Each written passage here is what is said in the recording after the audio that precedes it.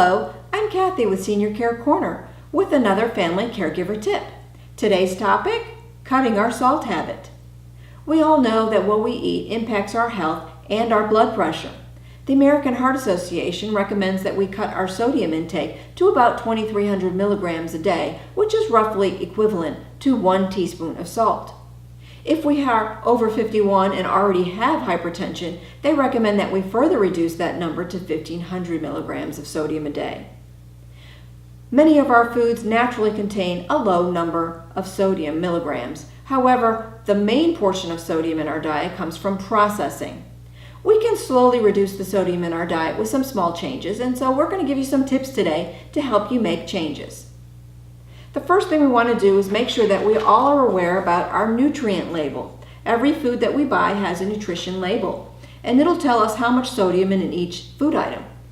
The beauty of this label is to compare different like products to find the one that's lowest in sodium for you. So the first thing you want to look at your nutrition label is the serving size. This particular food has a serving size of 1 cup.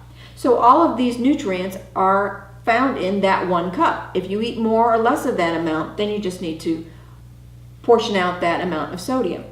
This particular food has a sodium, we'll go on down to the sodium, of 660 milligrams per 1 cup serving. If you go over to the far side, you can see the percent daily value is 28%. In order to follow a lower sodium diet, we want to make that number less than 5%.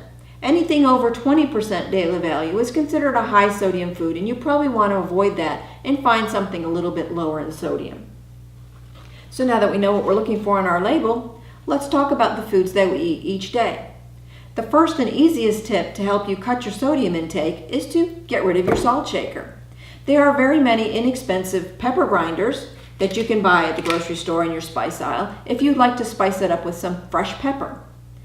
Also, you may want to go to your spice aisle and make some friends with some new seasonings. These seasonings, and especially the seasoning blends, will add a punch of flavor to your food. When you're eating a lower sodium diet, you may want to get some different flavorings in there to take the place of that sodium that you may be missing.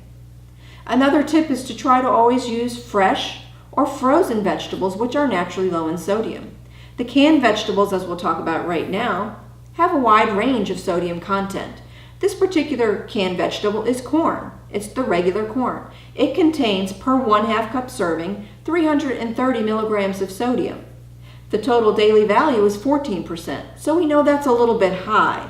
We could probably do a little bit better. It's not under 5% yet. If you were to buy the canned no added salt sodium corn, then we know that'll be 0 milligrams of sodium. So that's a good choice right there if you're not going to make your own fresh or frozen corn.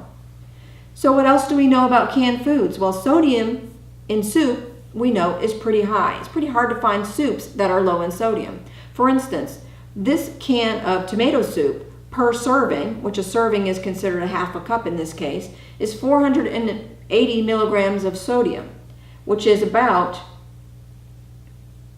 20% daily value just for that one serving. However, this can of soup is 2.5 servings. So a lot of us eat the whole can when we have a can of soup, or at least half a can. So if you were to eat the whole can, your sodium would be 1,200 milligrams or 50% daily value. That would be a little bit high. It would be hard to manage a low sodium diet eating that type of a food product. You can find lower sodium soups on the market, and you can even find a low sodium tomato soup that is 50 milligrams per serving. So there again, you want to go to your spice aisle and jazz it up with some spices because that may not have enough flavor for you.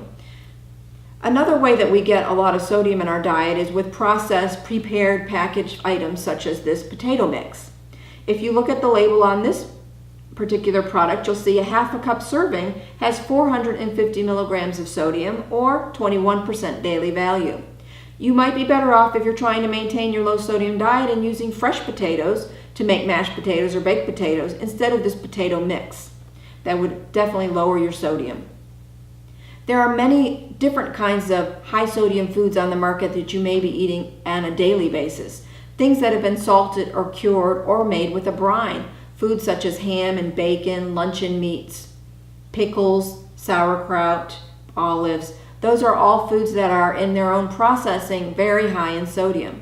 A lot of those foods don't really have a good alternate for low sodium food, so you may just want to try some other options to replace those items.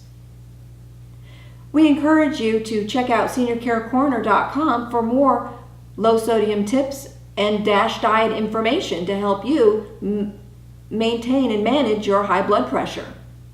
We also encourage you to stop by and just check out our family caregiving tips and information for seniors and those who care for them.